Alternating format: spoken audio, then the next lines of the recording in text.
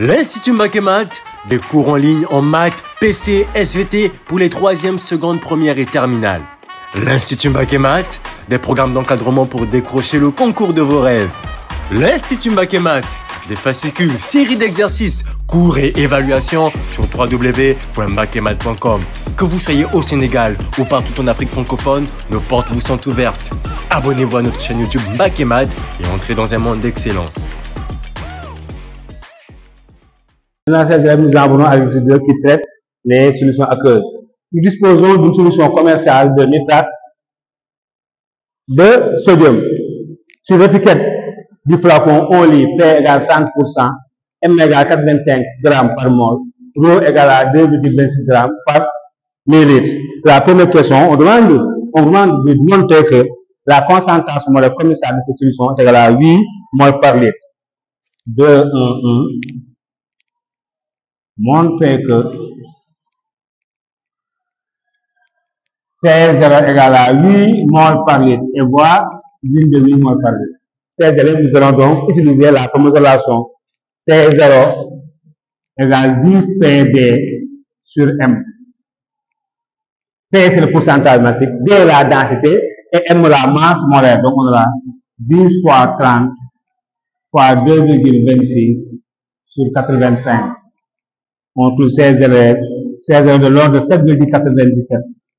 Environ 8 mol par litre. Donc, en appliquant cette relation-là, on aboutit à la valeur trouvée. Hein? Ok, 2, 1, 2.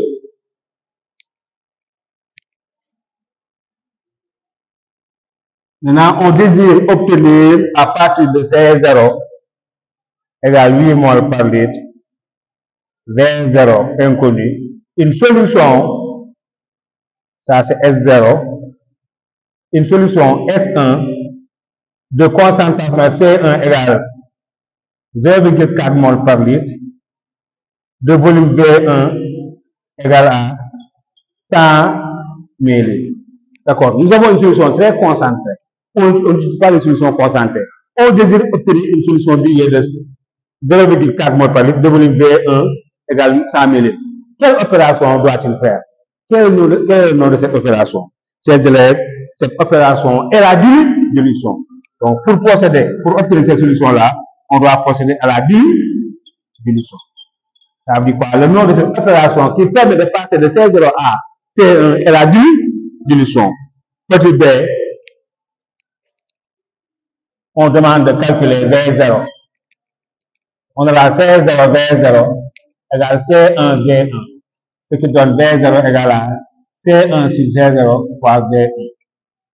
On aura V0 égale C1 8, C0 0,4 fois 100.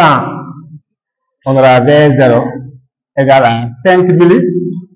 Donc, pour cela, on doit prélever un volume de V0 égale à 25 ml. Maintenant, on demande d'écrire le mode opératoire. La façon de faire. Mode opératoire. Ici, on dira, à l'aide d'une propriété gradée, on prélève 5 ml de la solution commerciale que l'on verse dans une fiole jaugée de 100 ml. Puis l'on complète avec de l'eau distillée jusqu'au trait des jauges. Donc c'est ça. À l'aide d'une propipette graduée,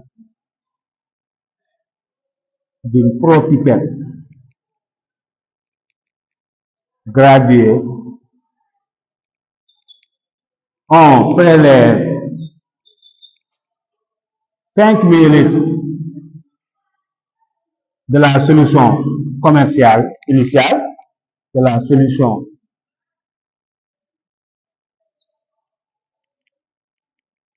commerciale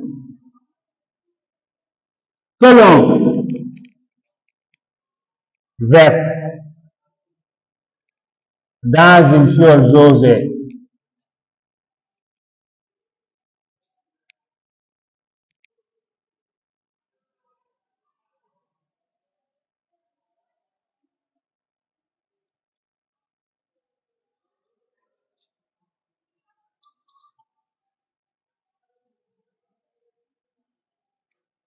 Donc, c'est ça, c'est le mode opératoire. D'accord? Maintenant, on demande que 2,2, on dispose d'une masse M2 égale à 1,87 g de nitrate de cuivre, CuNO3 deux fois. De volume V égale à V2 égale à 100 ml. Maintenant, on demande à ces élèves d'utiliser la concentration molaire de ces solutions. On a C2 égale à M2 sur V égale à M2 sur M2V. M2 c'est 1,87. Masse molaire c'est 187 fois 0,1. Ces élèves on trouve C2 égale à 0,1 mol par litre.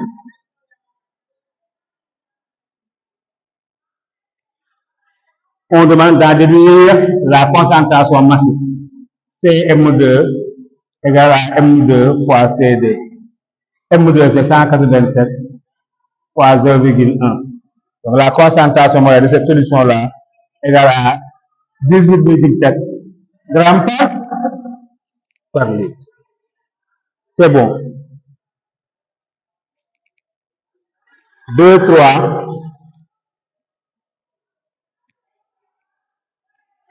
Il est dit 2, 3, 2, 3, 1.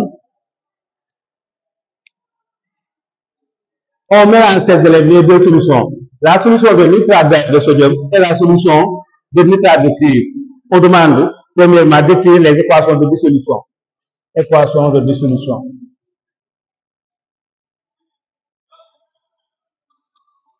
La première équation, on a NaNO3 dans l'eau donne Na plus NO3 moins.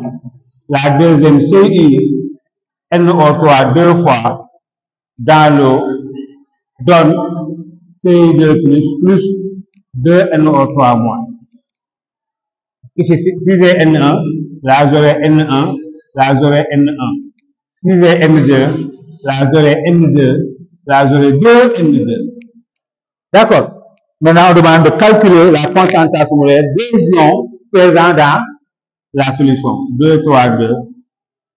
Concentration molaire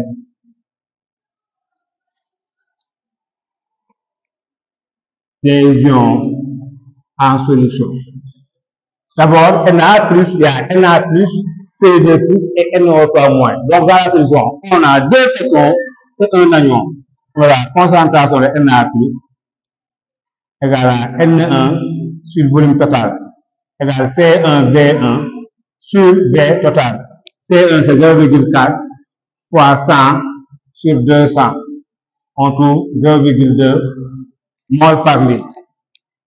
CI2+, c'est N2 sur volume total, égale C2V2 sur V1 plus V total. C1, C2 c'est combien? On a trouvé C2 c'est 0,1 fois 100 sur 200 égale 0,05 mol par litre. D'accord. Et on aura concentration de NO3-. On voit que NO3- est dans les deux solutions. Donc on aura N1 plus 2N2 sur VT égale C1 V1 plus 2C2V2 sur VT égale 0,4 fois 100 plus 2 fois 0,1 fois 100 sur 200. On trouve 0,3 mol par litre. Maintenant, on demande de vérifier les températures de la solution. 2, 3, 3. Qu'est-ce qu'il faut savoir? Il faut savoir qu'une solution est électriquement neutre. C'est-à-dire quoi? Dans une solution, la somme des concentrations des ketons est égale à la somme des concentrations molaires des atomes. Donc, on va vérifier que concentration de Na+, plus concentration de Ci2+, 2 fois égale concentration de NO3. Donc là, on aura 0,2 plus 2 fois 0,05 égale 0,3. On aura 0,2 plus 0,1 égale 0,3. On va s'exercer que 0,3 égale 0,3. Par conséquent, la solution est électriquement neutre. 2 points. La solution est électriquement neutre.